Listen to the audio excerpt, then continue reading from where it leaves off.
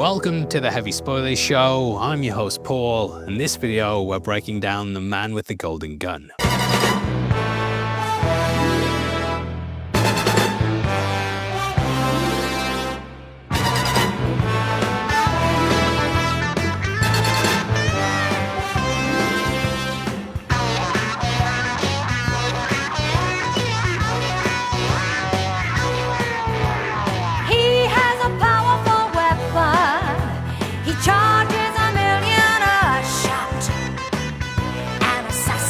Second to none, the man with the golden gun. Your boy is back as the man with the golden pun to break down the movie that brings the man with a whole lot of fun. Brings a man with a whole lot of fun. Anyway, we're here with our 10th James Bond breakdown, and as a kid, this was one of my favourites. The stunts were great, the villains were excellent, and the golden gun itself was something that I loved. GoldenEye had a massive impact on my childhood, and I know how powerful this weapon was. Add to that the fact it could be taken apart and turned into regular objects. So as a kid, I was just fascinated by this film. However, amongst the fandom, this is seen as being one of the worst. At the time, it apparently almost destroyed the franchise, and luckily they had a home run next time that brought it back to life. Because of that though, I can't wait to talk about it and discuss whether it's actually that bad. So come with me as we break down the movie and also the book alongside it. Out of the way though, thank you for clicking this. Now let's get into The Man with the Golden Gun. Required whenever he's hired. It comes just before the kill. Okay, so work started on this movie during Live and Let Die. As we mentioned in our other breakdowns, the Bond franchise was in a bit of a rough patch. We hadn't had a consistent actor in the role since You Only Live Twice, but Moore was who the studio wanted to see more of. Thank you. Greenlit after the dailies for Live and Let Die arrived, this was the first time a Bond film had been released in consecutive years since Sean Connery's run. According to Michael G. Wilson, in the James Bond archives, MGM wanted as much Bond as possible and they put a lot of pressure on the producers, which further strained their relationship. At this point, Harry Saltzman and Cubby Broccoli were taking it in turns, with them alternating between lead producers on the projects, purely because of the speed they needed to get them out. Saltzman said though he was frozen out of meetings early on. He wasn't really part of the creative process, and Michael actually had to fly from his law firm all the way out to London to help sort stuff out. But yeah, Saltzman said in the archive it was impossible to get involved. But when it was greenlit, Cubby was at the helm, and they then went to work on Fleming's last book. Something that actually had their minds on for a while, and Lazenby actually announced at one point that this would be his sequel. However, he ended up quitting the role, as you know, and thus they went with something else. Now, we don't know exactly what the original script was like, but the final one was changed massively from the book. I think at this point the producers were getting really confident in their own abilities, and each film seemed to stray away from the source material. They also brought back Guy Hamilton, with this being his fourth and final Bond. I know he's kind of divisive because some of his later films aren't necessarily that well regarded, but for me, he's definitely on the Mount Rushmore of Bond directors. Goldfinger, yeah, is just a spectacular film, and for me, it's one of the best they've ever made. But yeah, 95% of the book set in Jamaica, which was of course Fleming's home at that point in his life. However, it had featured heavily in the prior film, and they wanted to try something different. So the creative team scouted the Middle East, Israel and Iran before eventually settling on Thailand. This was suggested by production designer Peter Merton, who'd fallen in love with her photos of Phuket Bay. Phuket there, spelled P-H-U-K-E-T. Apparently they all had a copy of National Geographic though, and would thumb through it looking for places to shoot. The island was perfect though, and this is something the producers were really excited about. Desperate to shoot in Hong Kong as well, they travelled out to scout some locations. This is when Cubby spotted the wreckage of the RMS Queen Elizabeth. Realising this could be the perfect MI6 base under everyone's noses, they worked it into the script. The first draft of that was then delivered by Tom Mankiewicz, who'd worked on the previous two films. He wanted to do a dark reflection of Bond and have Scaramanga as his opposite in almost every sense. However, Guy Hamilton wasn't too happy, and to be honest, neither was Mankiewicz. In the James Bond archive, he says like he felt he'd written this movie before, and to be fair, this was his third time being behind Bond. Mankiewicz admitted he wasn't giving his best, and thus he and Hamilton parted ways. However, he does still get a script credit on the film. But yeah, Hamilton then brought back longtime favourite Richard Maybourne, whose name we've brought up a lot. He'd worked on 6 of the previous movies, and to me was one of the main people that made the movies a success. It was Maybourne who brought in the Solex agitator, which was playing off the energy crisis at the time. Originally, this was called Operation Sunstroke, and it played up the fears of us running out of oil. This was a major thing in the 70s, and you'll see it as a plot device in lots of different films. Along with this was also the rise of Kung Fu. Last time they tried to bounce off the back of blaxploitation flicks, but by 73, everyone was Kung Fu fighting, and those cats were fast as lightning when I think about it. But yeah, Bruce Lee's films were massive at the time, and Enter the Dragon released just the year before. Now, it's difficult not to think of Christopher Lee as Scaramanga, because yeah, the guy absolutely nails it. Christopher Lee was actually the cousin of Ian Fleming, but at the time he wasn't the #1 guy.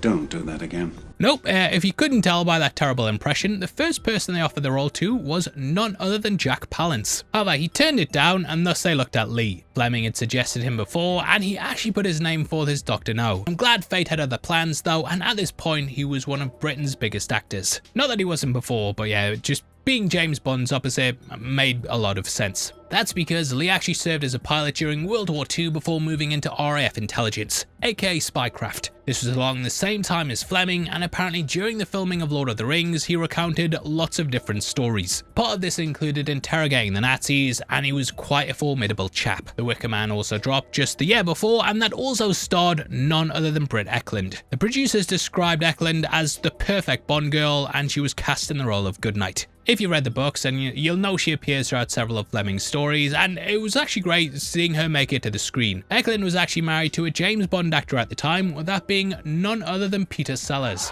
Look, I know you might not think it counts, but technically Casino Royale is a James Bond film, and he plays James Bond in the movie. Now, there was a bit of dismay upon the announcement of another actress's casting. Ekland read in the news that a Swedish actress had been cast in the movie. Upon skimming through the paper, she saw that none other than Maud Adams had been announced and thought that she'd been given Goodnight instead of her. However, Adams was selected as Scaramanga's love interest, and she went through lots of changes. Some script drafts had her called Ursula, and then they changed her name to Delia before settling on Andrea. Now, though we don't know much about those original drafts, we do know she was going to be the main Bond girl and would have survived the picture. But yeah, you can see why reading that, Britt panicked a bit. Just a bit. The producers felt though that she worked as a great contrast to Ekland, and they'd have both a blonde and brunette. The creative team clearly loved Adams as well, and she of course returned for the lead of Octopussy. Last but definitely not least, we have one of my favourite henchmen in Knick Knack, played by whoever Villiers. I hope I'm doing that right. He's French, so I'm going whoever Villiers.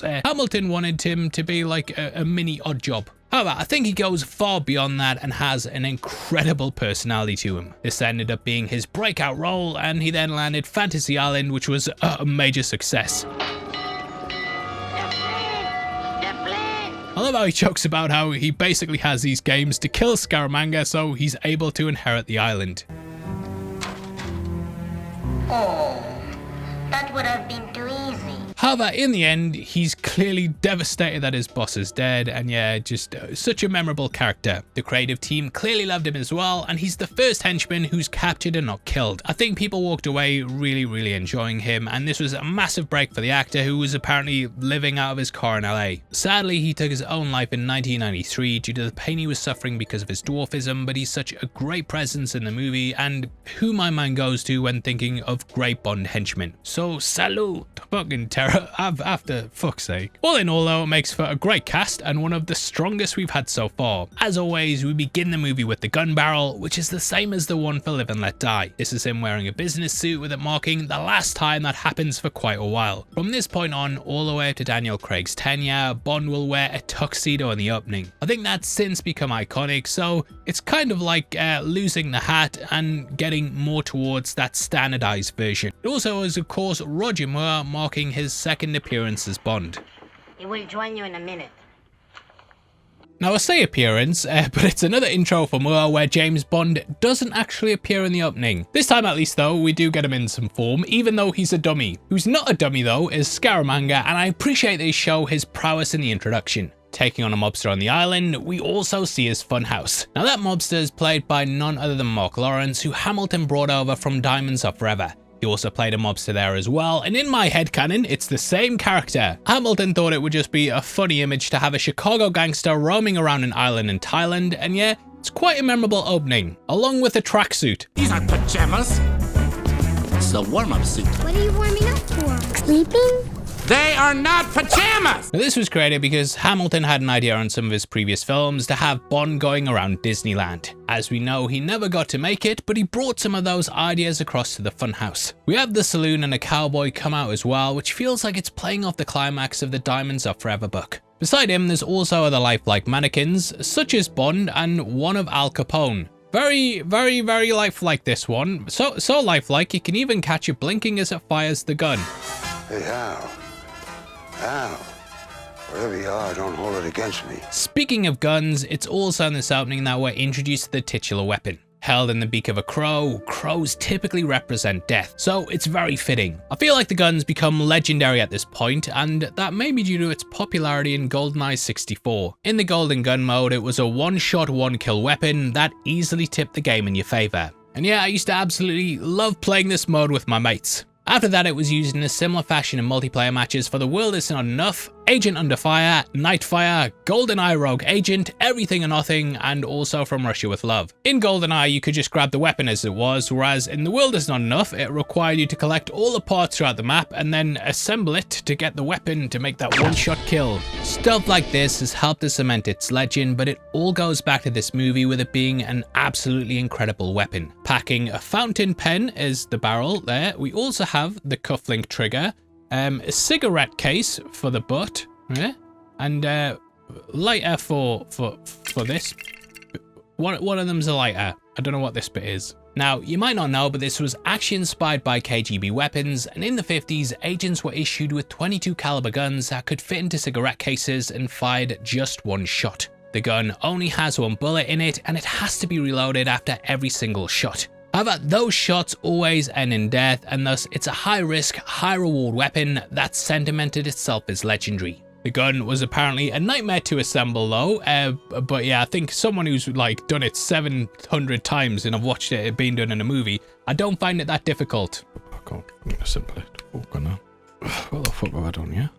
Fuck me. Lee didn't really have it that easy though. In the scene where he assembles it before shooting Highfat, he apparently had to stop filming and then go home and teach himself how to do it. You know, throughout that, he's not allowed to look at the gun itself. He has to keep his eyes fixed on the camera and said it was just impossible to do. But come the end, he was a master. Now, originally, they had a completely different idea for the opening, and we'd begin with Bond playing Baccarat. There was then a boat chase in Thai Klongs, and they ended up at Lofat's estate. Yes, that's low fat and high fat. Bond was also going to kick a football and start off an elephant stampede. The James Bond archive lists this as being at the beginning, but there's some other stuff like IMDb trivia that says it was going to be in the middle of the movie. Either way, this was kind of a point of contention that was sort of the nail in the coffin for the producers' relationship. Now, what do I mean by that? Well, Harry Saltzman had seen elephants needed special shoes for their feet where they ran over rough surfaces. So apparently he ordered 2,600 elephant shoes. Saltzman was then frozen out, and the scene was scrapped without that being told to the shoemaker. Months later when filming, Broccoli got a call saying the shoes were ready and realized that Saltzman had ordered them. Cubby was like, nah, sod that, we ain't doing it. And the guy who made them never got paid. And Eon still owes him money to this day. Now, it's also in this opening that we see Scaramanga's third nipple. In the book, Bond describes this almost like a taunting target over his heart, but he never ends up shooting him in it. And they never actually use it for Bond to take his place there, so it's a bit of a useless detail. However, the movie uses it as part of the plot, so I do think the scriptwriters improved upon Fleming. We end with Scaramanga shooting off Bond's fingers and then get an extra shot somewhere else. Was that his dick, mate? counted the shots and that had to have been his dick. Either way, it's a sort of fake Bond kill in a second movie, and it feels like they're kind of redoing what they did with Red Grant in Russia. You might also notice that the film shot in a full screen aspect ratio. It's something Hamilton actually used in a lot of his movies, however, this would be the last time. From now on, all the movies were letterboxed to give them a more cinematic look. Now, the book picks up in the aftermath of You Only Live Twice. There we ended with everyone back home thinking Bond was dead and the character was suffering from amnesia. Living with Kissy at her village, we discover she was having a child. He'd make a nice little life for himself there if he stayed, but something was constantly nagging at his mind. Bond had dreams about gigantic cities and the life he left behind in London. After finding a newspaper that had Vladivostok, he remembers this Russian city that had ties to his past. Thus he heads out there looking for answers. It's a massive cliffhanger and one that leaves you wondering if he's going to his death. Smersh obviously operate from there and it teases Bond almost, he's going to get killed when he arrives there. The entire novel is about him facing up to death and looking it in the face and going towards it. Upon surviving, he'll get to live again, and the idea of living twice is repeated throughout that novel, hence You Only Live Twice. Now, that storyline continues in the opening of this book, where we see Bond going back to MI6. He's a bit sort of zoned out, like he watches Screen Crush all the time, and the staff there think that something is indeed off with him. He's basically like a zombie. He then goes to meet M and tries to kill him with a cyanide pistol. Turns out that the Russians brainwashed him and made him a Manchurian candidate. Manchurian. Winter Soldier, of course, played on this as well, and Call of Duty Black Ops did a similar motif. Mind control was massively in the zeitgeist, with sleeper cells being suspected as being everywhere. Lee Harvey Oswald, MK Ultra, they were all big talking points. Fleming clearly played into this as well. Now, the attempt fails because M has a protective glass plate that drops over his desk, but it obviously rattles him. Bond is reconditioned, and Anthony Horowitz later picks up on this plot point in his continuation novel with A Mind to Kill, which is great as well. Bond is then deprogrammed and put on a mission to find the assassin Scaramanga. Known as the man with the golden gun, he's killed 6 SIS agents and is one of the most wanted men in the world. Bond obviously wants to prove himself, and he heads out in search of him. Now that takes us to the theme tune by Lulu. What you call a woman with 2 toilets in a house? Lulu, hey? Which, yeah, used to have a right laugh with that joke back in the day, I did. However, I do think this is a short but sweet song that really grabs your attention. Just the then matched with the slower ballad bit. His eye may be on you or me. It immediately hooks you and builds perfectly off the motifs we expect in a Bond song, while also layering in an Eastern style. I know people think it's terrible, and a part of me might even think that as well, but I can't help but love it. The soundtrack gets a lot of hate, but I own this version of it on vinyl, which is lovely. But beyond that, I've also got this version of the song itself on this amazing picture disc. Look at that. That's the future, that vinyl, that. The song's also laced with some of the raciest lyrics in a Bond tune. This meant it had difficulty getting radio play in some places, and there were stations out there that flat out refused to play it. Love is required whenever he's hired. It comes just before the kill. Which does play off a point in the movie as well, as we see he makes love before he kills. Now this actually comes from the book, where they say, he's an insatiable but indiscriminate womanizer who invariably has sexual intercourse shortly before killing in the belief that it improves his eye. Weirdly though, in the plot, he never has sex with a woman before killing them, so I'm not sure exactly why they brought it up. But yeah, overall, I think it's a song with an edge that, though not in my top 10, is one I love. Like, I'll be out and about and I'll just suddenly stop and go, I think its influence is felt a lot throughout the rest of the franchise, even down to stuff like Jack White and Alicia Keys' Another Way to Die.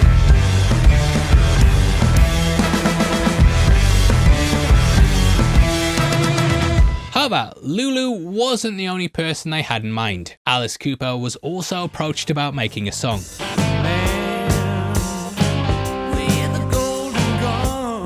This can be heard in full on his album Muscle of Love, which also released in '73. According to the liner notes, he was asked to provide the song, but in the end, they ultimately opted for Lulu. Now the movie gets going right away with Bond arriving at M's office. Turns out he's received a golden bullet with the number 007 on it. Yikes! M asks if he knows of Scaramanga, and he rattles off like an encyclopedic knowledge of the character. The man with the golden gun. Born in a circus, father trained him in Europe. No mother English snakes on file, overworked. He does have one distinguishing. He went independent in the 50s. I think that's all. Why, sir? This bit always kills me, and I love seeing Bond being asked a question and then rattling off an entire Wikipedia page about it. Now in the book, Scaramanga is a gangster who fits the mold of Fleming's other Hood characters. On the flip side of this, Christopher Lee plays him as an upper-class gentleman who's basically a mirror of Bond. I love how he's pretty much what Bond could become if he decided to kill for his own gain. What they do keep similar though is the character's backstory. Scaramanga talks about how he lived with the circus and also had an elephant he was fond of. In the work, there's a big section that tells us this story. Francisco Scaramanga was a trick shot at the circus. He used to impress the audiences with his marksmanship. During this, he cared for the elephants and became James fond of one specifically. Nellie, we'll call them. Nellie ended up going on a rampage and it caused wanton destruction. When the elephant calmed down, it returned home because it had nowhere else to go. It even tried to do a trick and stand up on one leg. By this point though, the police had arrived and an officer shot and killed the elephant. This is very messed up, and this is something that gets brought across to the movie. One day his handler mistreated him and he went berserk, bleeding, dying. He came and found me. Stood on one leg, his best trick, picked me up and put me on his back. The man emptied the gun to his eye. I emptied my stage pistol into his. An eye for an eye. Nut. You're gonna love my nut. Like he said, Scaramanga then shot and killed him. Fleeing to America, he then started working for the Spangled Mob. If you recognize that name, well, that's because it was the name of the baddies in Diamonds Are Forever. They also return in Goldfinger, but Bond managed to beat them twice. Either way though, the gang disbanded. Thus Scaramanga ended up going to work for Fidel Castro's secret police. He also went to work for the KGB and was an assassin in league with figures like Red Grant. This is something they also mention in the movie. The KGB recruited him there and trained him in Europe, where he became an overworked, underpaid assassin. He went independent in the late 50s. This was actually the first Bond film ever shown in the Kremlin, and according to Moore, when the movie was shown, one of the Russians said, "We didn't train Scaramanga very well, ha ha ha ha ha," just like that. Great impression, that. Another big change they make from the book is Scaramanga's weapon of choice. There he has a gold-plated Colt 45 with golden bullets. This appeared on the cover of the book when it was first printed, and I think it inspired Goldfinger's gun at the end of his movie. When Scaramanga shoots the champagne model later on, it's also a Colt 45 as well, which is a little nod to this. From what I can gather, Fleming took inspiration from Hitler's gold-plated Walther. This is also something Bond uses as well, so I can see Fleming being inspired by that when studying the weapon when he gave it to Bond in the books. As for real-life inspirations, Fleming did his usual of pulling from real-life things like he does. You know the guy. Scaramanga is named after a man whose house he stayed at called Pandya Scaramanga. Pandya didn't object to it, but he just said, "Please don't kill me," which, spoiler alert. Anyway, this means M must relieve Bond of his current assignment, which involves the energy crisis. I love how they kind of touch upon that here and let it become a bigger thing later on. I've seen people say that there's no reason to have Scaramanga tied up with it, but hey, I like it when the A and B plot connect. The biggest criticism around it is that Bond is kind of there by coincidence, but I feel he was there investigating. Andrea knew he was tied up with looking at the thing that Scaramanga had his sights on, and thus she sent the bullet to him so he'd kill the villain, believing he was marked for death. They don't out and out say it, but that's what I feel. Now the book then kind of takes a weird turn that kind of shows Fleming's thoughts at the time. They say that Scaramanga can't whistle, which, and I quote, "Now it may only be myth and it is certainly not medical science, but there is a popular theory that a man who cannot whistle has homosexual tendencies." And then the book kind of breaks the fourth wall and challenges the reader by asking them directly to check if they can whistle themselves, right? And then after that, M sits and realizes he hasn't whistled since he was a boy, and then purses his lips and tries to whistle. Guy continues reading after realizing he can do it, but yeah, just a mental bit in the book that I think every Bond fan, even the Fleming diehards, every Bond fan read it like, eh? What the fuck?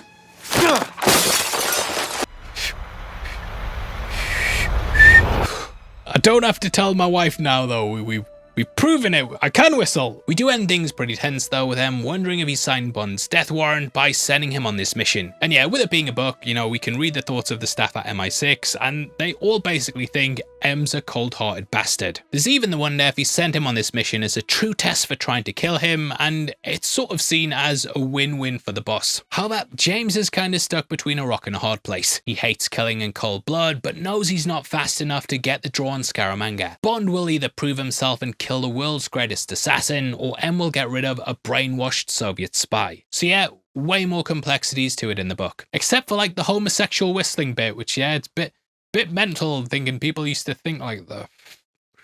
Yeah, I can still do it.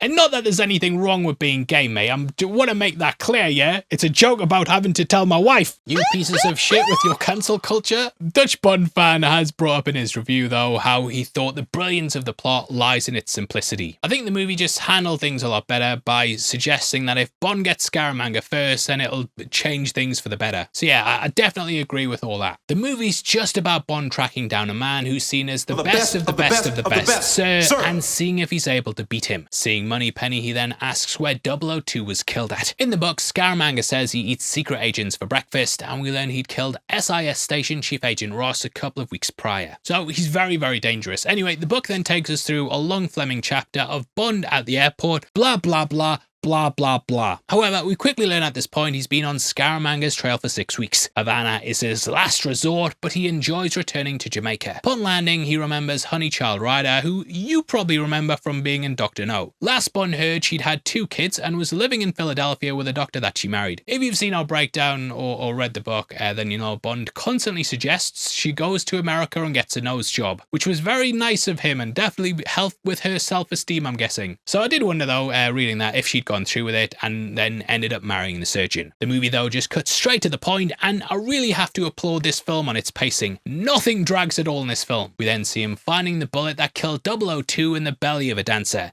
She was previously dating him and now keeps it as her lucky charm. Bond then goes to see her in her dressing room and he's about to wake up covered in bitches because the charm instantly works. However, he's interrupted by some henchmen, which makes him swallow the bullet. Now, I'm sure you've spotted this as well. I'm sure it's been pointed out in every review ever since the dawn of time, but you can see the camera crew in the mirror during the fight. I remember my dad pointing that out to me when I was a kid, and I guess that counts as a Guy Hamilton cameo? What's metal though is that they managed to do like an entire house of mirrors at Scaramanga's base twice, and there's no cameras seen in any of the reflections. Then you have one in a dressing room that isn't really part of the plot, and it shows the whole team. And yeah, you do kind of get the feeling that they weren't taking as much care as they could have. Bond eventually wins by spraying some hairspray, I want to say, and maybe some deodorant, but he takes out the whole room of thugs and leaves with a lovely compliment. I've lost my charm!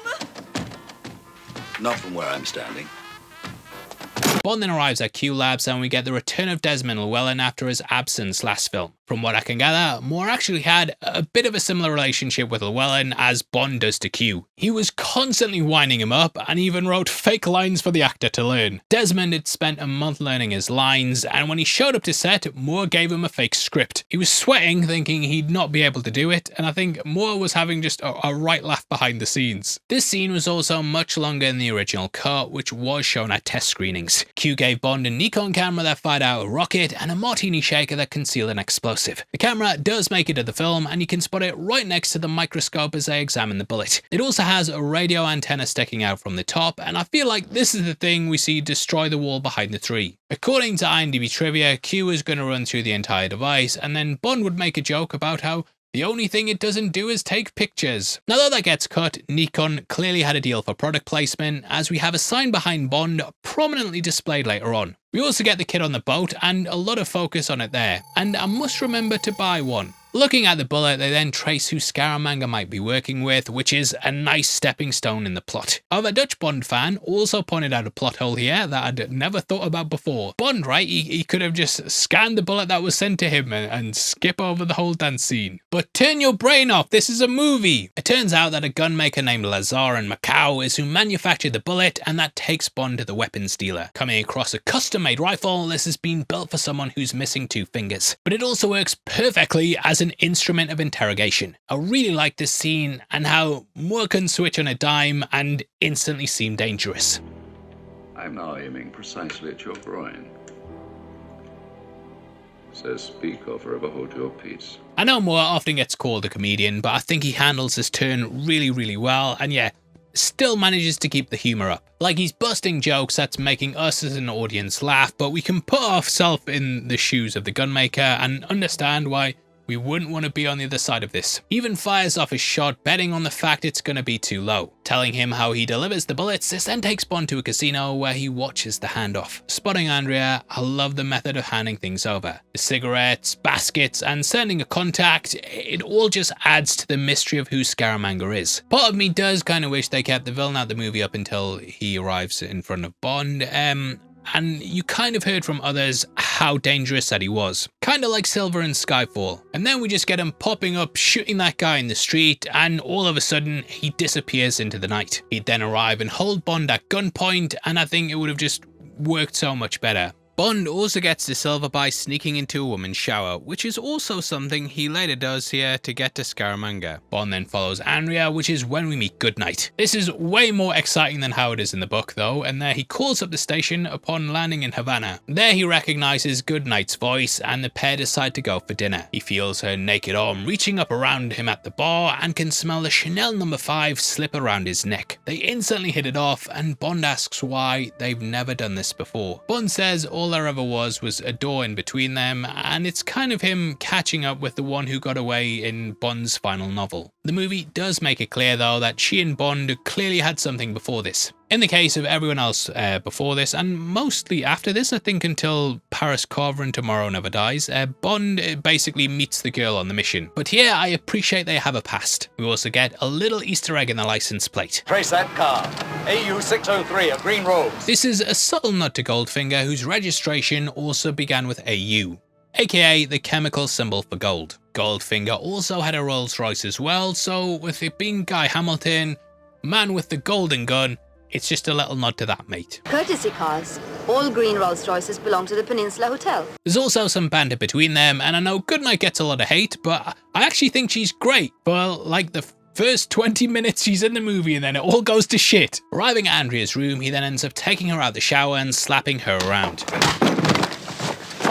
Oh, you're hurting my arm. I'll break it unless you tell me where those bullets go. Oh, I can't. It's pretty rough, and I don't know if they were trying to mimic Connery or what, but it just doesn't work with Moore. According to IMDb trivia, Hamilton wanted to toughen Bond up, so he was more in line with Fleming's original take. However, Moore didn't really enjoy doing this. I feel like his Bond would try and seduce them and get the info out of them that way. This is the last time he's forceful like this with a woman, and going forward, I think they wrote the character solely with Moore in mind, rather than trying to twist him to Fleming. As we know though, Andrea dies, and sadly Bond ultimately foreshadows her fate. But neither will Mr. Scaramanga trust you if he hears about this interesting little conversation. Who knows? He may even use one of those little golden bullets on you. That would be a pity, because they're very expensive. Learning where he is, we then see as Bond goes to the Bottoms Up Club. Initially this was going to be a brothel, but Saltzman managed to flag up that was way too vulgar. So that was one of the changes that got through his shadow ban. We then get a great scene that kind of plays into the twist and sees Scaramanga has Bond in his sights. However, he shoots the scientist Gibson, who's there with a Solex agitator. As we learn, it was Andrea who sent the bullets, and the Scaramanga wasn't there to kill him. Before Bond can figure out what's going on, Knick-Knack then arrives and takes the Solex from Gibson. I love how Knick-Knack's introduced in this moment, and the TV scene works really well for their first meeting. Some men then arrive claiming to be police, and they then escort Bond out in their car. Acting really shady, mate. It turns out they're working with MI6, which I've always thought was a bit dumb, because like they're sat with a guy with a license to kill who might read the situation the wrong way. Had they also not held up Bond at gunpoint, they could have grabbed the Solex, but we needed to have a big tense scene. We also get Scaramanga with Andrea, and he rubs the gun up and down her because it's a metaphor for a penis, mate. It's a metaphor for a penis. This scene always kind of weirded me out a bit, and I can totally see why Andrea wants him dead. Anyway, Bond makes a break for it to the boat, which is when it's revealed this is where they wanted him all along. Don't know why Bond's being kept in the dark about everything here, but good thing Lieutenant Hip didn't wind up dead, mate. Anyway, the interiors on board the boat are really well put together, and I love the set design of everything being tilted. It also plays into the spy aspect perfectly. The Americans operate on one side of the water, and the Chinese operate on the other, so we have the British between them sitting undetected. Inside the briefing room, M's pissed Bond and Hip have lost the agitator, but you could have made Bond hip to the plan, mate. I said make Bond hip to the plan. I almost wish that Scaramanga had a contract on you. Whoa, dick move, Em. Now Bond is deduced that since Scaramanga charges $1 million a hit, that someone rich needs to be bankrolling him. Out of petty cash. This takes us to Highfat, who in the early drafts was going to be working alongside Lowfat from the opening. Yes, again, his name was Lowfat. Lowfat and Highfat, they were the real names. This also takes us to a woman swimming in his pool. Sounds very tempting, Miss... To me. Yeah, so the names are a bit all over the place. Austin Powers, of course, made fun of this in Goldmember with the twins Fuck Me and Fuck You. Highfat then arrives, but luckily Bond has received a Q standard issue extra nipple. Having supposedly never met Scaramanga, he then invites him for dinner. However, Scaramanga and Highfat have met. I love when they start talking about Bond though, and Bond can't help deliver his name the usual way. Why are you here? Bond?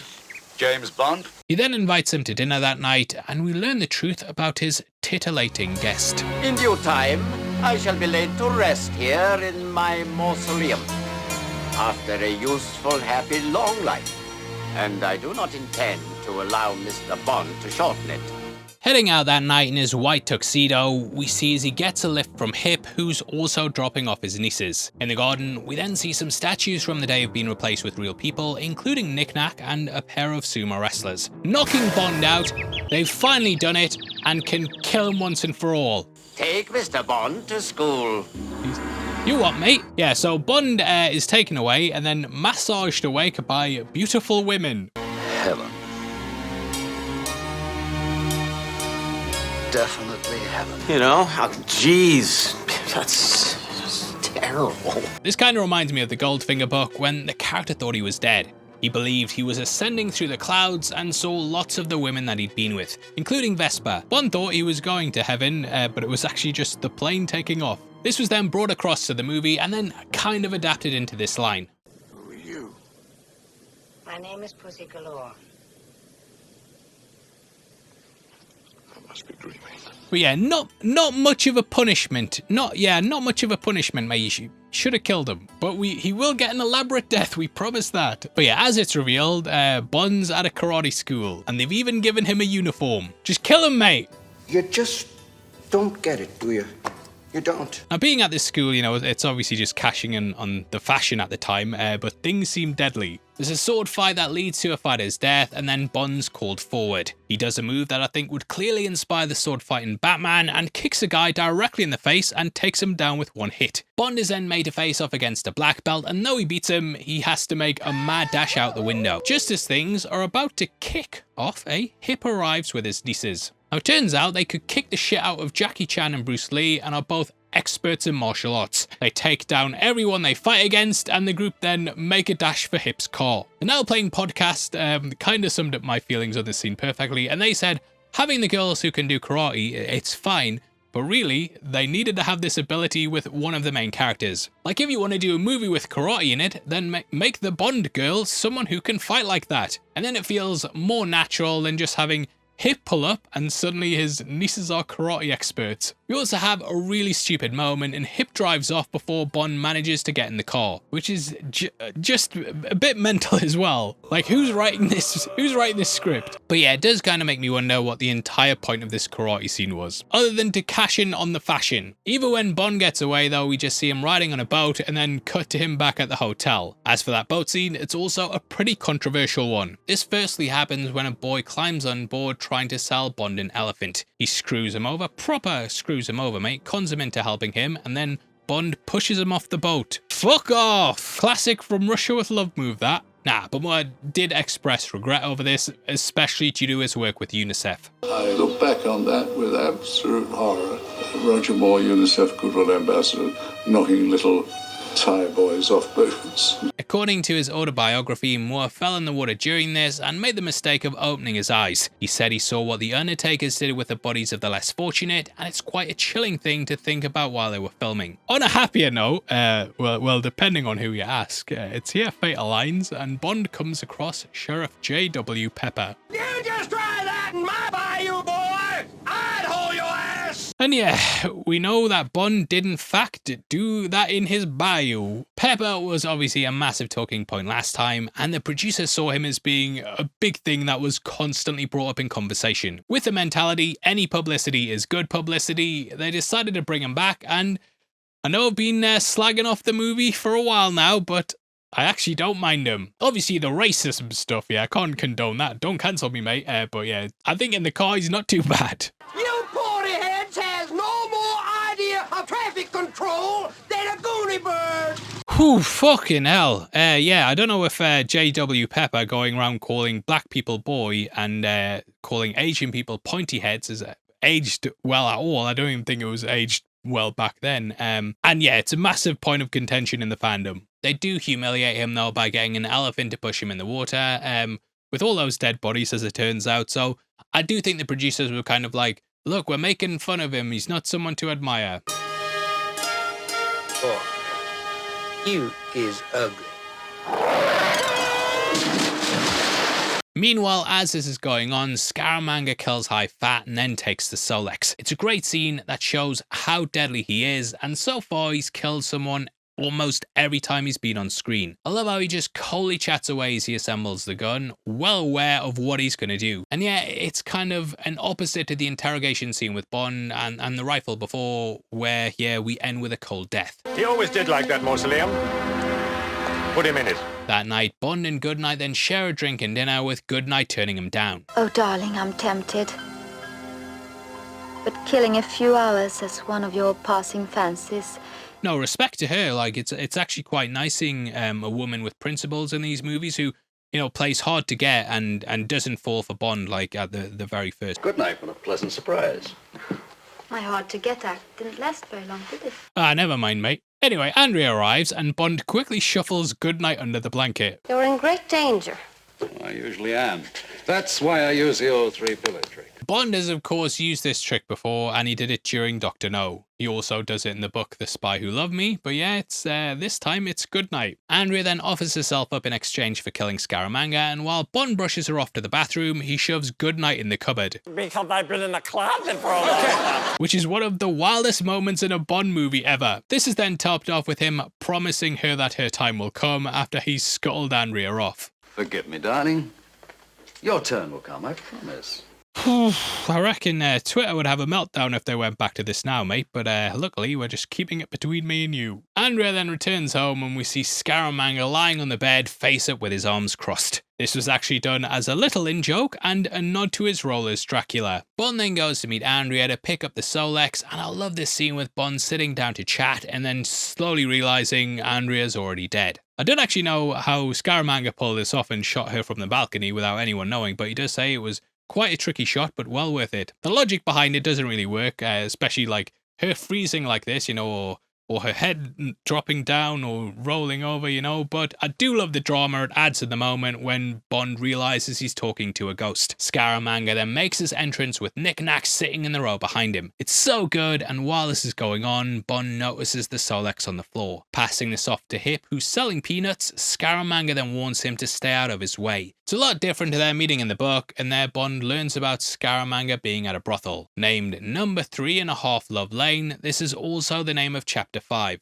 Bond goes to the shady parts of Jamaica, and it's here he gets chatting to the barkeep. Buying himself a red stripe, he goes under the name Mark Hazard, and it's not too long before Scaramanga arrives. Bond says the Undertaker's wind's blowing in, which is something he talked about in Live and Let Die. And I do briefly remember them mentioning there how it's known as a strong gust that often leads to shipwrecks. Scaramanga butts in though and says he's the Undertaker, and Bond puts his hands up in a form of surrender. He says, "I don't know who this man is, but get him a drink," and that takes us to chapter 6. Titled The Easy Grand, it begins with Scaramanga shooting 2 birds out the air to show off his skills. Bond thinks it's a very neat circus trick, but you kind of get the feeling he's reassuring himself that he actually can beat him. Scaramanga says he feels like Bond's a cop, to which James retorts he's far from it. Talking guns, he mentions his PPK, and Bond later thinks about how the gun might be an advantage. The Colt 45 has a longer barrel, and thus it'll take a split second longer to draw and point it at its target. As for the PPK, that has a shorter one due to its smaller nose, so he has a slight advantage if they draw at the same time. Scaramanga says he's got some hoods coming into town for the weekend and wants some security at the event. We learn he owns a Thunderbird hotel, with these mobsters all being investors. Things have hit a snag though, and they're running out of money, so the gang's coming to talk about finances. Scaramanga offers him $1,000 to come and work the event, but secretly he's planning on killing him after it. Bond takes the job though, and then sits behind in the car thinking how he's been told to kill the character. Bond just can't bring himself to do it in cold blood though. But at that moment, as the car coasted down Love Lane towards the bright mercury of the sea,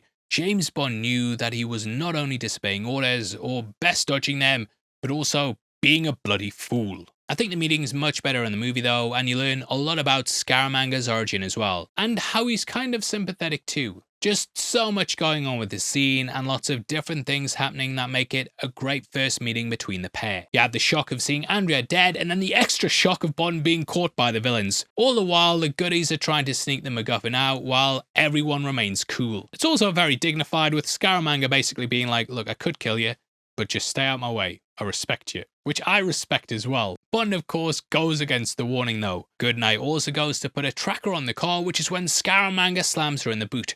Rather theatrically as well. Bond and Hip then run out, and Hip just kind of disappears from the movie and is never seen again. Which, yeah, it would have been nice to say goodbye to his character or something, or goodnight to his character, eh? This then leads to Bond having yet another run-in with Pepper, and I love the moment where Pepper recognises Bond and is just hyped to be going along for the destruction derby instead of being on the other side of it. He proper gets into it, and he thinks he's on a secret mission, which I do appreciate. Let's go get him! I'm with you all the way. Bond can't even be asked to talking to Goodnight, even though he should be trying to calm her down, and instead he just puts Pepper on the line. Now you call my wife at the Near Eye Hotel and tell her I'm on a mission.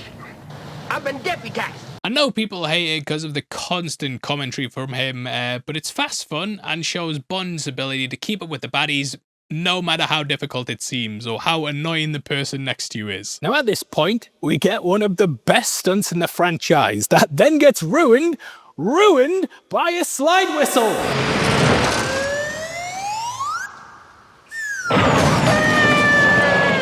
To be honest, I don't actually mind it that much. Look, it does ruin the stunt, but it often gets propped up as being the worst thing ever. John Barry's even said he regrets adding it in. He said he did it because he didn't think the audience would take the stunt seriously, but realizes that that was a major mistake. Overall, he said he thinks this is the worst soundtrack he's done, and I feel that's purely because of this moment, because the rest of the soundtrack's great. Fans have even done edits that remove the sound effect.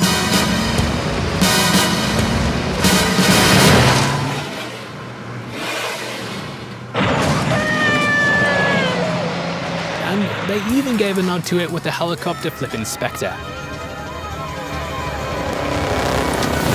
which is a much more subtle way to handle it. I think it's sad that this has become the main talking point because at its core, it's a fantastic stunt. In it, we watch the car do a 360-degree barrel roll. Do a barrel roll! Programmed by computer experts at Cornell University's Aeronautical Lab, it was performed by Bumps Willard. The computer was used by the National Highway Safety Bureau in the investigation and reconstruction of single-vehicle automobile accidents worldwide. For years, the scientists had worked on a computer simulation in which they could completely flip a car mid-air. An ingenious engineer there by the name of Raymond McHenry visualized that we could do a complete football spiral type with a full-size automobile. The stunt was then performed by W.J. Milligan as part of the American Thrill Show during the 60s and 70s. We thought it was kind of an interesting stunt. We weren't quite sure how we could use it in the film. Milligan Jr. drives a car at certain points in the movie, and he does lots of stunts during the chase. I was sitting in a hotel room in Harrisburg, Pennsylvania, and I had a phone call, and this fellow on the other end said, "This is Cubby Broccoli in London. Are you the chap who designed or did the car stunt in the Houston Astrodome?" And asked him to have the stunt in the movie. They then took out patents for it, so it couldn't be used in other films. Bumps Willard then performed it with 8 cameras capturing the stunt. You've never seen such a mass of lifting equipment and very worried people too, I think. The driver, of course, was flat on his face in the front with a dummy Bond and dummy sheriff on either side, and he was completely covered in black and action. Never heard of Evil Knievel? And everybody's a bit white-knuckled. I couldn't look. I had to close my eyes. The rest is automatic. You hang on, cross your fingers. Roar of applause and cheers.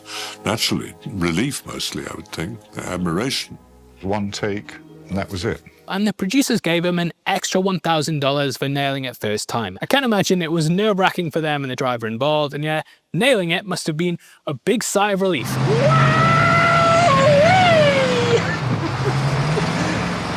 I've never done that before. Neither have I, actually. Cranes, divers, ambulances and medics, they were all on standby, but none of them were needed. In real life, the stunt was also over in a couple of seconds. There's behind the scenes footage, and it's actually crazy how fast it flies by. Obviously, they slowed down for the movie, but yeah, seeing how quick it is here, it gives you an idea of like how much preparation went into something that was just over in a second. He had never done the stunt prior to that. Oh, he could easily have been killed. Easily. That was probably the most remarkable thing in the entire film. Now in the film, Scaramanga then escapes in his flying car. That was based on a real car plane. There was a flying car, yes, and that's why it was scripted around a flying car. But unfortunately, the guy killed himself with that car before we started shooting. This is the perfect example of how miniatures can achieve an impressive effect, with this actually being a meter-long, remote-controlled version of the vehicle. They came to me to make another one very quickly, so I built a full-size version and several models which flew.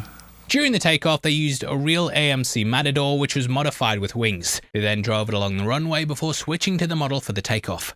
It's really seamless though, and I don't think you'd be able to tell, unless I told you, which you can tell forever for the rest of your life now. According to Le James Bond Archive, which is the French version of the book, after the picture, people came up to the producers saying the car flip was a very cool model special effect, but how did they get that car to actually fly in the sky? So yeah, people didn't think the car flip was real, but that car in the sky flying high, yeah, completely real. Sadly though, this is also the end of Sheriff J.W. Pepper, and we don't see him again either. Which yeah, it's wild to have him and Hip just completely disappear out of the movie, but I suppose we needed the film to fit that 2-hour runtime. Things are then kept low-key in the book, with Bond arriving at the hotel in Chapter 7. Titled Unreal Estate, he arrives in the dark of night. He's not really given a warm welcome and is quickly taken to his room. It's basically describing a modern hotel for the 60s, and he's blown away by the air conditioning. That gets a lot of focus in the text, because obviously, you know, Brits would have no idea what that was, mate. Air conditioning, you say? Unscrewing the telephone, he then finds a small mic and puts it back, smiling, knowing that he's being watched.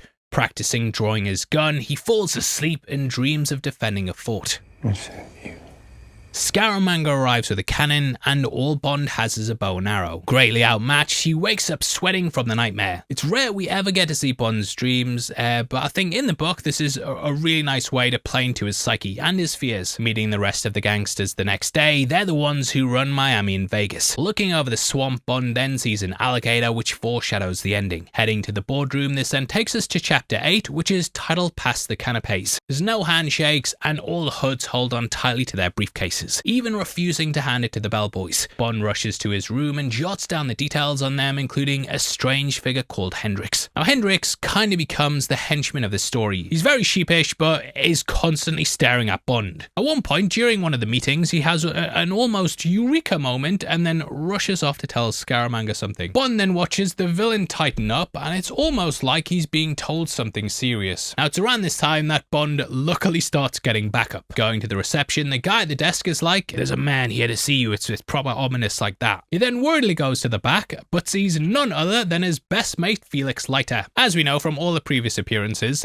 Felix likes to make Bond think he's about to die before then revealing that he's there. Bond says he hasn't smiled that much in 3 years, and it's nice to know he's got an ally on his side. Now it turns out the Mafia have been working with the KGB, and that's what the mob's here for. We later learn they all took an oath not to operate against the others, and Smersh's helped them go from strength to strength. But that night they have a big party and tensions start to flare. Bond notices that people aren't making eye contact with him and are basically just keeping out his way. He then realizes he's been dealt the death card and that it doesn't look good mixing with him. Bond then goes to leave, but Scaramanga says if the party isn't good, then Bond should make it better. Bond ends up getting careless, and with a bit of liquid courage, he shoots a pineapple off a dancer's head. He does this to assert his personality over the hoods, but it terrifies the band. Bond then tells the dancers they have to strip through the songs and to sing the blue versions as well. All the blue lyrics have to be in. He makes sure that's the case. The sultry dance scene though is a lot like the one in Live and Let Die, and Bond remarks the chieftains have chosen their brides for the night. It clearly impresses the gangsters though, and I do think it buys Bond some time. But he's not off the hook yet. He sneaks off and goes to his room, which is when he hears some tapping at the window. Goodnight arrives, and she's also brought a warning. The XXX telegrams arrived saying Hendrix is working for the KGB. To make matters worse, Scaramanga then steps in the room. "Oh, he's behind me." Normally Bond puts wedges under the doors, but this bypasses all of that. Bond then says that she's his fiancée who's come to tell him his mother's had a bad fall. I am not. You're gonna have to trust me on this. Oh no, I don't. Goodnight smartly never uses his name James, but she's also not aware of his cover name, so it's quite a tense scene. Welcome, Mr. Beach. Or is that Bond? I'm a little confused. Scaramanga doesn't buy it, but he lets her go and says he wants to talk to Bond privately. This is when he tells him he knows Bond's in the area and flat out asks if he's the secret agent. Bond of course denies it though and says they can call the consort in the morning. It buys him time and Scaramanga seems to trust him, but you do get the feeling that he's got another plan there. It turns out they're going to a railroad the next day and then he needs someone at his side. Bond then gets a good night's sleep. Good night, sir. And then in the morning, things seem pretty normal. He then goes to the reception and grabs a newspaper before tearing a tiny square out of it. With this, he can sit and pretend he's reading, all while observing the room. He sees Hendrix getting a call and then comes out the room sweating. Felix then rushes over and says he called the KGB and asked for Bond's description. Felix tells Bond, Scram, get out of here. But Bond, as we know, his middle name is Danger. Danger's my middle name. Knowing they'll try and off him on the train, that's the perfect chance to kill Scaramanga. Bond then thinks how he may die today and then sighs before heading into action. Anyway, back on the Queen Lizzie, M's furious at how badly it's going. Everyone's getting bollocked, even Q, who had nothing to do with it. Q, shut up. Scaramanga now has the Solex, but Goodnight's Homer can show them where to go. Though the car was ditched, she had a tracking device likely akin to the one used in Goldfinger. In the plane, we see a kind of updated version with there being a map there similar to the one in the DB5. Even the beeping sounds the similar-ish.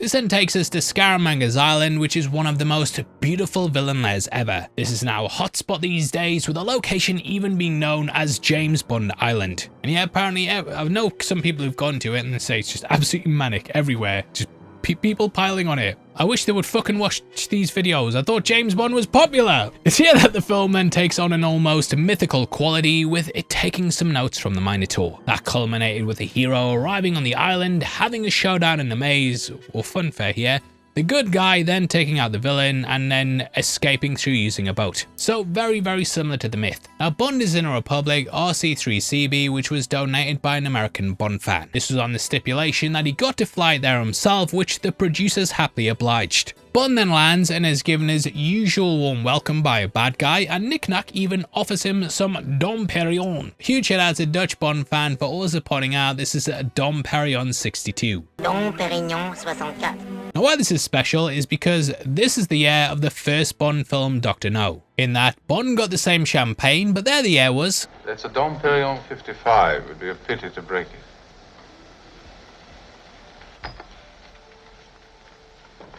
I prefer the 53 myself. 1953 was the year the book Casino Royale released, so we have a play off that with both being the firsts. Scaramanga then pops the cork and comes over as a friend. I am, as you can see now, completely unarmed. However, he has the cigarette case in his hand and you can spot the pen in his top pocket. So he is actually armed, and yeah, I always appreciate this touch. Eventually he takes Bond to dinner, and though I normally think this conceit's a bit stupid, I think it actually works really well here. To us, Mr. Bond, we are the best.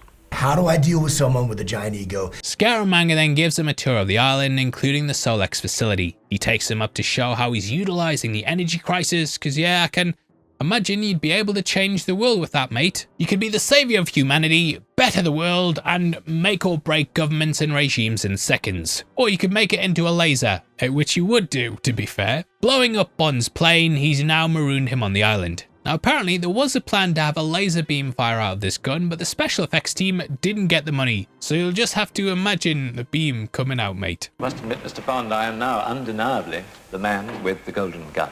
The pair then go and eat a luxurious meal, which is where they're joined by Goodnight. She's in a skimpy bikini and is kind of in the Tiffany case role from Diamonds, with the intelligence dip as well.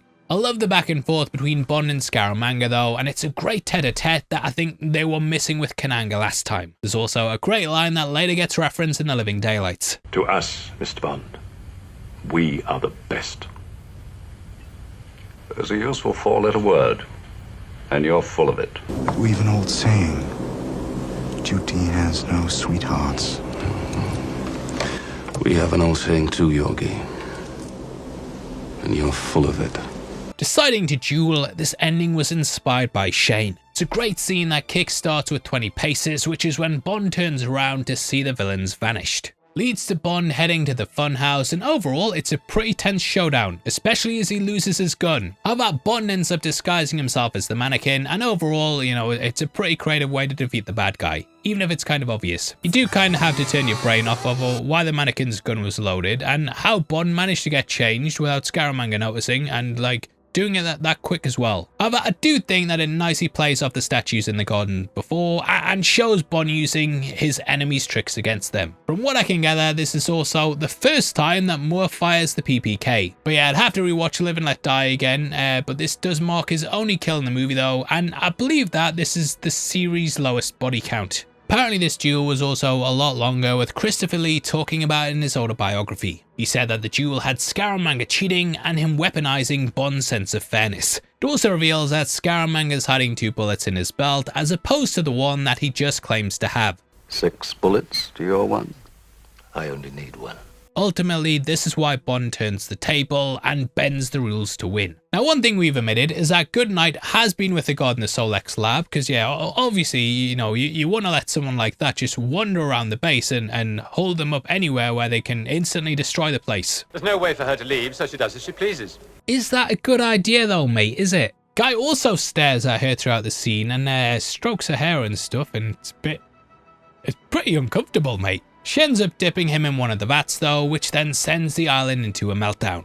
They do something similar at the end of No Time to Die, and I've always wondered if it was based off this moment. Bond then meets up with her and tries to grab the Solex, which also leads to another tense scene. But for all the wrong reasons. Goodnight's arse sets off the laser and Bond barely manages to grab the device as the cloud blocks the sunlight. It's very tense though, as they don't know why it's turned off, and you have the cloud slowly moving out the way, which I've always thought was a great bit of tension. The base then explodes, and according to IMDb trivia, Eklund wasn't acting during the scene. She was terrified by the explosions, and the part where she falls over wasn't planned at all. more than had to pick her up, and during the second explosion he felt the hairs on her leg being singed off. The island then comes crashing down and it's a very lavish explosion. As for the book, Bond gets on the train and thinks about how this is really win or lose. It's the day he's been waiting for 6 weeks, and either he or Scaramanga will be the one who walks away from it. It's clear that everyone's waiting for him to get killed, as no one's friendly, no one's hitting the thumbs up, and people are probably in the comments writing something about how long his tie is or something. Scaramanga then shoots a bird out of the sky and then shoots it as it falls to the ground. He then shoots past Bond's ear and apologizes by saying he thought he saw a rat. He then challenges Bond to shoot a cow and tells him to look up the railroad. Far ahead he notices a blonde-haired woman on the line who's been tied down to the tracks. No prizes for guessing who that is. Yes, it's Mary, and Scaramanga even jokes it's Goodnight for the character. Boo! Yeah, good one that, mate. The train then rattles ahead and Bond springs into action by quickly shooting Hendrix and then firing at the others. He isn't fast enough to stop the train though, and it hurtles over the body on the track. Bond then looks out though and sees that it's a dummy. Now turns out Felix said he was sick at work and then rushed out to get help from the rest of the CIA. They heard of the plan and put the dummy on the track and have been waiting to ambush the gangsters. They arrive, but Scaramanga flees and goes into the swamp that we mentioned earlier. Bond then goes after him and eventually he hears a cough, which is when he slows his approach. He notices him leaning against some roots and it turns out Bond managed to nick him in the shootout. He's bleeding out and knocking at death's door, which takes us to the chapter Crab Meat. Bond observes him and sees a snake crawling towards him, which has clearly been attracted by the blood. Scaramanga then draws his knife and cuts its head off, which shows he's still really deadly. Tossing it to the crab holes, he's angered that none of them are coming out, even thinking that it's like the peasants turning down a king's banquet. But Scaramanga has been truly abandoned. Bond then arrives, with him now being the character's Undertaker. Scaramanga goes through a real journey and initially mocks Bond for saying he'll make it quick. Scaramanga then says the authorities will be here soon and that his trial will come and he'll get put in a nice comfy prison cell. However, Bond explains how screwed he is and that the CIA's been working his desk. They have recordings about him killing Ross and he'll get more than a comfy cell. So Scaramanga switches and offers Bond $1 million to let him go. Bond says he's been offered $3 to kill him, and Scaramanga then says he'll double it. He then goes through a range of emotions, saying that I'll kill you, and then basically begs for his life. Finally he concedes and says that he's a Catholic and just wants to say his prayers before he dies. Bond agrees to it, but in the droning Latin verses, Scaramanga then reaches for his gun. Obviously, you can imagine how it goes, and Bond ends up on top. Scaramanga then dies at that spot, and then in the end, the crabs come out to eat him, which is very poetic. Anyway, the movie culminates with Bond and Goodnight on Scaramanga's boat, rocking the boat. Finally, Goodnight gets her man, but they're interrupted by Knick-Knack. Again, the sadness here is brilliant, and it's a great coda to the movie. All about Knick-Knack uses his size to his advantage as well, and slips under the sofa, and all about the hiding places. Eventually, Bond gets him in a suitcase though, and puts him up in a net above the crow's nest. Bond then busts out some of his usual puns as he and Goodnight kiss sensually, very sensually. She's just coming, sir. Good night. Good night. Good night. Good night, sir. We then end with a great version of the title theme, and I wish they'd do this more often in the movies. The next film features an alternate version at the end, but after that I don't think they do it. Boom, they do. Moonraker disco version. The disco version of Moonraker. Anyway, that closes out the film and ends Roger Moore's second outing. As for the book, it's quite a poignant final chapter due to this being the last one Fleming ever wrote for the character. Titled Ended, we see a telegram arriving that's offering Bond a knighthood. However, he doesn't want to do it. Now normally, I try and avoid reading out massive sections of a book, but I do think this one's quite important to Bond's mind state. He had never been a public figure, and he did not wish to become one. He had no prejudice against letters after one's name or before it, but there was one thing above all he treasured: his privacy, his anonymity. To become a public person in the snobbish world of England, of any country, who would be called upon to open things, lay foundation stones, make after-dinner speeches, brought the sweat to his armpits. James Bond. No middle name. No hyphen. A quiet, dull, anonymous name. Now this kind of brings things full circle from why Fleming picked that name in the first place. Bond turns it down and says he's a Scottish peasant and he'll always view himself as a Scottish peasant. We then end with him thinking of the future and how he could settle down and live a good life with Goodnight. However, we leave Bond knowing that will never be the case. Goodnight, you're an angel. At the same time, he knew deep down that love from Mary Goodnight or from any other woman was not enough for him. It would be like taking a room with a view. For James Bond, the same view would always Paul. Paul there, which was also my name and another example of Fleming choosing me as the next James Bond. But that is how we leave Fleming's version of the character, with him being a loner who seeks no recognition. Bond is a man who comes in and saves the day, but ultimately he doesn't want happiness or even a reward. It's a far cry from how he was in Casino Royale, where he was desperately seeking love and validation with Vesper. He knows himself though, and finally has accepted that, and ultimately is at peace with both his flaws and achievements. And I do wonder if that reflects Fleming himself. Now, when I was reading this, I remember texting Calvin Dyson saying, "Calvin, I hate when people name drop," but I also said, you can clearly tell Fleming was dying while he was writing this. Like, legitimately, it reads like he's at death's door, and you don't get the energy in the text that was there for his other works. His health issues and stress caused by the battle for Thunderball, that had all sadly weighed on the author, which I think comes through in the story. This is a book that was published after the author's death, and he never really got to finish it. Sure, the story's there in full, but it doesn't really have the polish of his other work. Fleming never got to do further drafts, and you don't know how it would have turned out had he had the extra time. Because of that though, I do feel like the final story is, it doesn't exactly send things off on a high note. I still enjoy it, but it's kind of sad reading it knowing what he was going through. And yet, rest in peace. Overall though, I do feel like the book had a lot of influence on what followed, especially in those later movies. Bond's torture at the hands of the Russians always gives me flashes of the opening of Die Another Day. We also have Bond being thought dead and then coming back to MI6, which ultimately feels it influenced the opening of Skyfall. I think in the end though, Fleming leaves Bond with a character that feels like he has an ending, but there's also room for more things to come. Fleming got a taste of the success this character was heading towards, and he saw the team working on Goldfinger. However, he never got to see the phenomenon that Bond became, which I've always thought was a shame. However, I think there's also some solace to be taken by the fact Fleming wasn't too bothered about the fame or awards that Bond had been offered. As always, Bond's just an extension of Fleming, and the author's thoughts often appear as the characters. So I take that final paragraph as him showing he's content without the fortune and fame, and basically happy with the way things are and wherever they may be going. Things wouldn't be the same in the films either. As we touched upon earlier, the relationship between the producers was, well, pretty non-existent at this point. This was the last Ian film that Harry Saltzman was a producer on, and he sold his 50% stake due to his own financial difficulties. Thus, Broccoli became the lead creative going forward, and there's a number of goodbyes connected to this story, or good nights. However, you could see this kickstarting a new chapter and sort of steadying the ship. In the James Bond archive, Michael G. Wilson says Saltzman had other projects he was interested in, and Bond was kind of a safety net to have in the background. He of course made the Ipcris Files, which was sort of a more grounded spy film. Beyond that, he just had other wants. Wilson, however, said that Cubby was all about Bond. So I think the franchise got handed to the right guy, and though it took 3 years to get the next one off the ground because of this, I think it worked out for the best. I actually put that movie on while writing these outro sections, and yeah, had goosebumps come the trumpet as James leaves the cabin at the start, so yeah, very good film.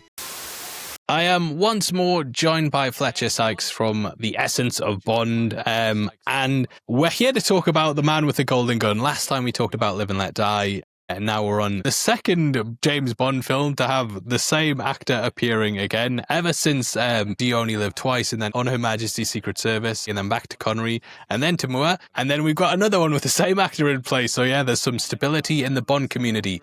But this movie is kind of divisive amongst the fandom. I don't know if it was because I saw it when I was very young, but it's always held a special place in my heart. And GoldenEye, you know, going around the multiplayer with the golden gun in the one shot, that just made the movie seem even cooler. But what are your feelings on it, Fletcher?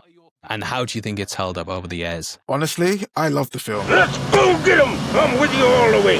Yes. I know it's a divisive movie. It has its detractors, but I actually love the film, and I struggle to understand why it's so disliked. I think I don't know if it's the J.W. Pepper character. You know, it's just one of those films where you really have to just relax and go for the ride. And that's what this film is. They've got some, great locations in Macau, that slanted ship where Ed and Q are at. You've got, of course, Scaramanga, Christopher Lee, who's a brilliant Bond villain. That golden gun is absolutely gorgeous. You've got the absolutely wonderful Maud Adams, who plays Miss Anders. She was absolutely stunning. And of So course, good they Britt brought her back Eklund. again. Yeah, they did. That's my little octopusy. Maud is a wonderful actress. One of the things that, because when I watched the film recently, one of the things that have really made me laugh, and I'm thinking they really need to incorporate more, little touches like that in Bond films, was when Bond put Goodnight in the closet, in the wardrobe, and Miss Anders, I think she's walking towards to turn off the light or something, but he thinks she's going to the closet, and he gets up and he's trying to stop her. But when he realizes she isn't going to the closet, he then sort of bends over and picks up the pillow that was on the floor. So it was just a little funny moment like that, which I enjoyed. Those sort of little human moments. Yeah, it's a great film. You've got the kung fu element. I think with Hip and his niece. Yeah. Were they his nieces? I think so, yeah. They were very capable young women. And that's one of the things that the legacy of Moore's films continued from what we got as far back as Dr. No with, women. They weren't always helpless. They were very capable. They were able to sort of take care of themselves. Yeah, it's just a really great, fun film. Other than the slide whistle, ruining the stunt, the greatest stunt of all time. It's got so many elements, and it's kind of more off to the races at this point, and he's fully in the role. They're obviously writing more towards his style rather than just writing a generic Bond for him to come along and say the lines for. They figured out what his personality is of the last film, and they're working towards that. You really do have a magnificent abdomen. But I also think Scaramanga is a really good opposite to him as well. He's kind of the version of Bond that kills for money and profit and his own enjoyment at the end of the day. They both seduce the same women, they both kill people and are extremely skilled at it, but he's went off down a different path to Bond. And for me, he kind of lays the groundwork for villains like Silva, Skyfall, where it's kind of like a version of Bond that went evil. And like 006 and stuff like that. They're always quite good archetypes. But few live up to Christopher Lee, I should say, because he just commands the screen throughout. He's very sporting throughout the movie as well. You do get the idea that he's kind of willing to play by the rules, and if Bond kills him, it's because he's the best. And I do like how kind of as a second outing, it cements that Roger Moore is the new Bond and what his style of movies are going to be. There's going to be some big stunts in them, but it's also got that tongue-in-cheek to it too. You're not thinking that. I sure am, boy. But he's actually able to fully pull it off, whereas I don't think Connery was always necessarily able to do that. You just killed James Bond. Is that who it was? Well, it just proves no one's indestructible. Diamonds I do like, but there's some moments in that where it goes a bit too camp and over the top, and it kind of falls flat for me. But second outing, I loved it. I'm glad to hear you loved it as well. But strangely, there was a lot of people who didn't, and the next movie that we're going to be discussing was seen as being the saviour of Roger Moore's James Bond movies and kind of his Goldfinger, I would say. So is there anything that you want to say about The Spy Who Loved Me before we wrap up? And is there anything you want to shout out as well? Because I know there's a very good charity that's very close to your heart as well. So firstly, The Spy Who Loved Me, great film, great, memorable, iconic stunts. Roger Moore was just on another level with his performance, iconic performance. And it's, like you said, the film that sort of turned the tide for not just Roger, but for the Bond films going forward. And point number 2, again, I mentioned this before in a previous episode, but anybody who is on the fence or is looking for a club to join, please do join GB Club. It's a great club. We run several events a year. We are aligned and we work very closely with UNICEF because we care about the kids. That's our goal. We want to raise as much money as possible for UNICEF to do our bit. It's a beautiful charitable cause, and we would love for you guys to be a part of it. Yeah, I think it's we've been talking legacy quite a lot, and I think it's the perfect way to carry on Roger Moore's legacy and just what the good and positive things that James Bond can do, because I know James Bond seems to get a lot of flack a lot of the time as well, but it's nice to remind people of all the good things that Bond can do as well. So guys, definitely go and join the club. I am a member as well. I will leave a link in the description for you guys to go and check out. And thank you to everyone who does that. You know, you're raising money for great causes and being part of a fun group of guys like us.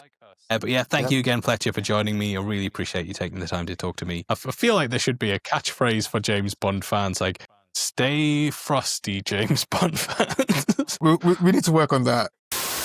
Now, as for my thoughts on the movie, this is one of my guilty pleasures, and though I wouldn't put it near the top of the list, I still have fun watching it. I think when you don't like a movie, you know, your mind instantly goes to thinking what you don't like somehow Palpatine returned. However, when you like something, the first thing you think of is the good parts of the movie. And that's what I have with The Man with the Golden Gun. Even the slide whistle, I think of that car flip, Scaramanga, knick-knack, and all the things I enjoyed. So while others might not like it, I still really enjoy it, and it was one of my go-tos as a kid. Because of that, I'm ranking it right here. And that's pretty much my mid-tier part of the list, and honestly, any of them could switch positions depending on what day it is.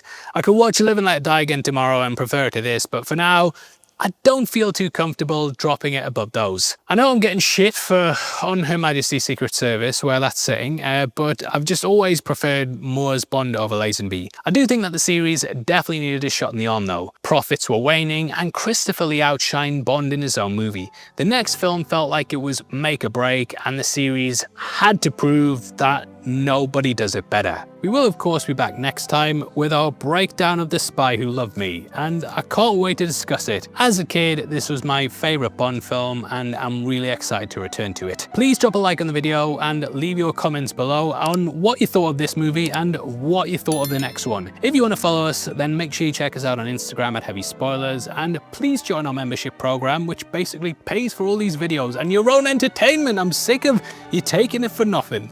Now, but if you want to support us like that, we really appreciate it, and yeah, thank you to everyone who helps pay the bills. Anyway, with that out of the way, thank you for watching the video.